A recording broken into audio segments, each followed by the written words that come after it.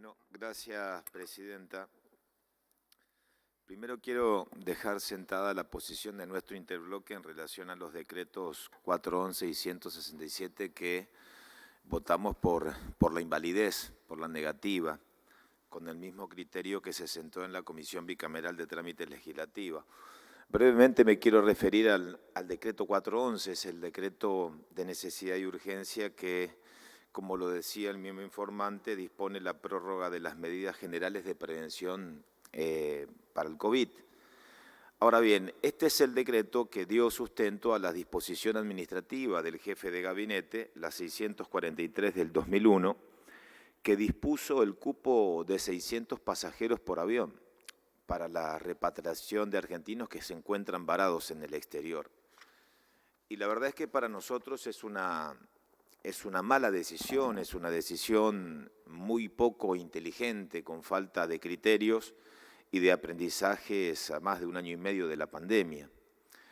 ¿Y por qué lo digo esto? Porque independientemente de la variable de la cepa delta y de lo que afecta y que no podemos ser ajenos, de alguna manera el Poder Ejecutivo, los funcionarios del Poder Ejecutivo, instalan esta idea estigmatizante de que cualquier argentino que viaja al exterior es un contagiador serial.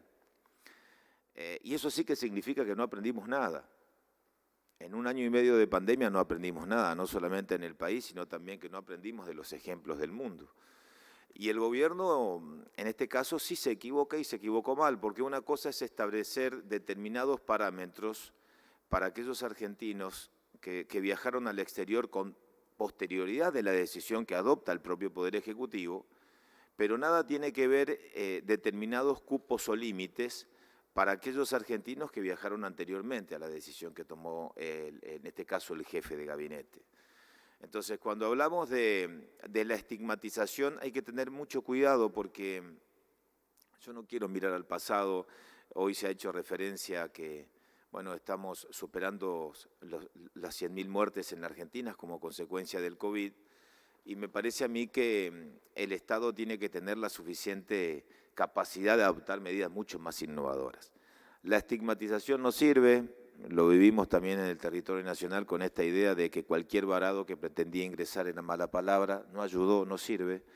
Por lo tanto, creo que, se pueden ampliar los cupos de plazas de los hoteles, se pueden establecer criterios mucho más amplios, se pueden establecer criterios de un Estado que esté presente y no con estos cupos que realmente perjudican y no ayudan en nada. Esa primera reflexión en cuanto a estos decretos. Ahora bien, sí quiero ingresar al decreto 431. El decreto 431 es el decreto que tiene que ver con la facultad que se le otorga al Poder Ejecutivo Nacional de ampliar las bases de contratación o de contratar fundamentalmente las vacunas de Pfizer, Moderna y Johnson & Johnson. Más allá de las cuestiones formales, y algunas de fondo que nosotros señaláramos en la Comisión Bicameral de Trámite Legislativo, yo quiero dejar sentada la posición de nuestro interbloque de que nosotros vamos a acompañar este decreto de necesidad y urgencia.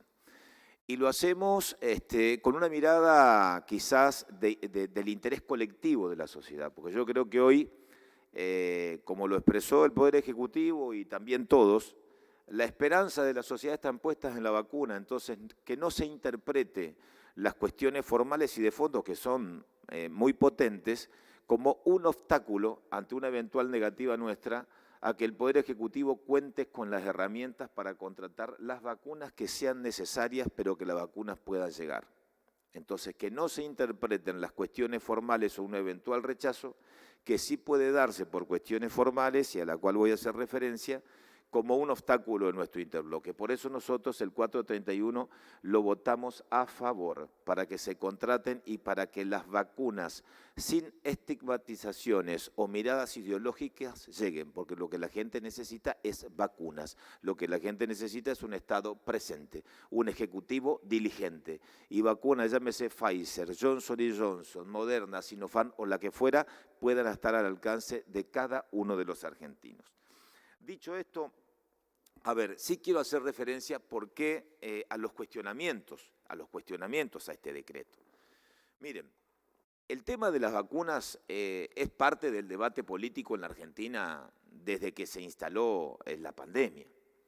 Y desde que se instaló la pandemia, bueno, este tema lo discutimos cuando estuvo presente el jefe de gabinete, cuando tratamos justamente la demora en la contratación de las vacunas Pfizer. El propio jefe de gabinete en aquella oportunidad ha hecho referencia de que las negociaciones con Pfizer, usted, senador, ¿se acuerda que expresó el jefe de gabinete? Arrancaron en julio del 2020, pasaron más de un año y en el transcurso de este año, siendo Pfizer la proveedora que fue la primera vacuna aprobada por el Estado Nacional para su contratación, y contando con muchísimos voluntarios, la verdad es que no se logró contratar ni una sola dosis. Se argumentaron inconvenientes desde el punto de vista de la normativa que en su momento se aprobó y que nuestro interbloque, con la ley de vacunas, prácticamente en su mayoría acompañó, salvo excepciones, en su mayoría acompañó la ley de vacunas. Acompañamos, como lo decía el mismo informante, las primeras medidas que tenían que ver con la pandemia, porque era una cuestión de Estado. Pero bueno, de julio del 2020 hasta la fecha, bueno, el denominador común fueron nubarrones, es decir, los nubarrones de cláusulas oscuras e imposiciones oscuras que tenían que ver con los recursos naturales y también la famosa cláusula de la negligencia, que nunca ha existido intención del propio Poder Ejecutivo en un año de poder modificarla. Ahora bien, ¿qué pasó en este tiempo? En la sesión del 1 de julio, creo que fue el 1 de julio en la Cámara de Diputados, nuestro interbloque de Juntos por el Cambio intentó un apartamiento del reglamento para modificar la ley, para que se modifique la ley de vacunas y para que avancemos para dejar sin efecto la cláusula de la negligencia y otras cláusulas más para que se puedan avanzar con la contratación, con cualquier proveedor. Por 122 votos contra 112 no se logró el apartamiento del reglamento. Y a pesar de contar con la voluntad política de modificar esa cláusula o cualquier obstáculo para que el Poder Ejecutivo pueda contar con dichas herramientas, no se avanzó. Bueno, eso es con la Cámara de Diputados funcionando a pleno. Horas después nos encontramos con el dictado del decreto 431, donde el Poder Ejecutivo establece 3 parámetros. En primer lugar, un parámetro de modificación de la ley, modifica la cláusula de la negligencia. En segundo lugar, establece como criterio, que es importante decirlo, un régimen especial de indemnizaciones para aquellos que se vacunen y la vacuna les genere algún tipo de efecto adverso, un régimen especial de indemnizaciones o contingencias con eventuales damnificados. Y en tercer lugar, un tema muy particular que tiene que ver con la cláusula de la indemnidad. ¿Cuáles son los bienes que se afectan desde el Estado Nacional a los efectos de compensar eventuales contrataciones con las proveedoras? ¿Dónde está el inconveniente? ¿Dónde está el inconveniente? Y lo digo a pesar de nuestro acompañamiento. El primer gran inconveniente tiene que ver con el argumento del Poder Ejecutivo. Yo después me voy a referir concretamente por qué no era la herramienta, más allá que se acompañe el decreto y sí una ley. El inconveniente tiene que ver con lo que argumentó el Poder Ejecutivo.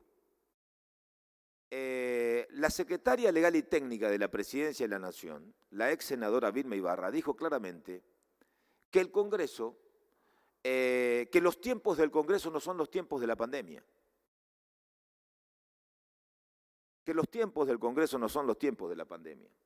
Y que el Congreso no está prácticamente a la altura o habilitado para discutir una ley de pandemia. Recuerdo, cuando en el día anterior, en la propia Cámara de Diputados, el oficialismo se negó a tratar, con apartamiento del reglamento, por 122 votos contra 12, una modificación de la ley para que el Estado argentino avance en la contratación de las vacunas. Esto yo lo dije en la reunión de comisión donde estuvo presente la secretaria legal y técnica y la ministra. Es decir, yo no puedo convalidar, nuestro interbloque no puede convalidar esta especie de atropello al Parlamento argentino. porque expresar que el sustento de un decreto tiene que ver con la opacidad o la falta de trabajo o de compromiso del Congreso de la Nación para no abordar una ley y que esa es la base de sustentación de un decreto, me parece no solamente un golpe bajo, sino una falta de respeto a cada uno de los senadores que estamos sentados en estas bancas y también de manera virtual a través de un Zoom. No lo puedo validar, no lo puedo admitir. En primer lugar, porque el oficialismo se ha jactado en el último año, y con razón, de que en plena pandemia, en el marco de la virtualidad y adaptándonos a los tiempos, el Senado de la Nación sesionó mucho más que en los últimos 13 años. Mucho más que en los últimos 13 años. 500 comisiones dictaminaron entre la Cámara de Diputados y la Cámara de Senadores, 70 proyectos de ley. Y el Ejecutivo no encuentra mejor argumento de decir, no discutimos por ley porque el Congreso no está a la altura de discutir un tema como la pandemia. Ese fue el argumento de la Secretaria Legal y Técnica. Entonces, miren, pueden existir otros argumentos, pero el argumento realmente es absolutamente, no solamente descalificante hacia la labor del Parlamento, sino que no tiene racionalidad desde el punto de vista de la importancia del tema a tratar. ¿Y por qué digo que había que discutirlo por ley? No solamente porque había voluntad política. Miren, una de las cuestiones más polémicas, porque ustedes saben que con este decreto, esto es un paquete cerrado. Al DNU, los que tenemos años sabemos que se acepta o se rechaza, no hay margen de la modificación de un decreto de necesidad y urgencia. Se lo aprueba como está. Entonces, una de las cuestiones que más se discutió en la comisión tiene que ver, el punto más polémico, con la renuncia de la inmunidad soberana de cualquier bien perteneciente al dominio privado y a las regalías que percibe el Estado Nacional y a los bienes privados del Estado. Y acá hay un tema para las provincias petroleras, porque no lo dice la ley. No lo dice la ley. La Secretaria Legal y Técnica en la reunión de comisión dijo que las regalías son del Estado Nacional, pero no están especificados si se comprometen las regalías del Estado provincial. Y ahí estamos ante un eventual conflicto entre las provincias y la Nación. ¿Cómo se zanja esto? Obviamente que se zanja con una cláusula muy clara que establece que explícitamente las regalías que se comprometen son las del Estado Nacional. ¿Eso cómo lo podés hacer si no lo dice el decreto? Con una discusión parlamentaria en el marco de una ley. Entonces, no es un tema menor este decreto de necesidad y urgencia, porque este decreto, que tiene zonas grises, pueden afectar regalías de las propias provincias. Entonces, para que se entienda, acompañamos porque existe voluntad política para que el Estado no tenga obstáculos, no hay obstáculos para que se contraten las vacunas. Pero ojo con estos instrumentos, porque pasó un año, más de un año y medio de pandemia.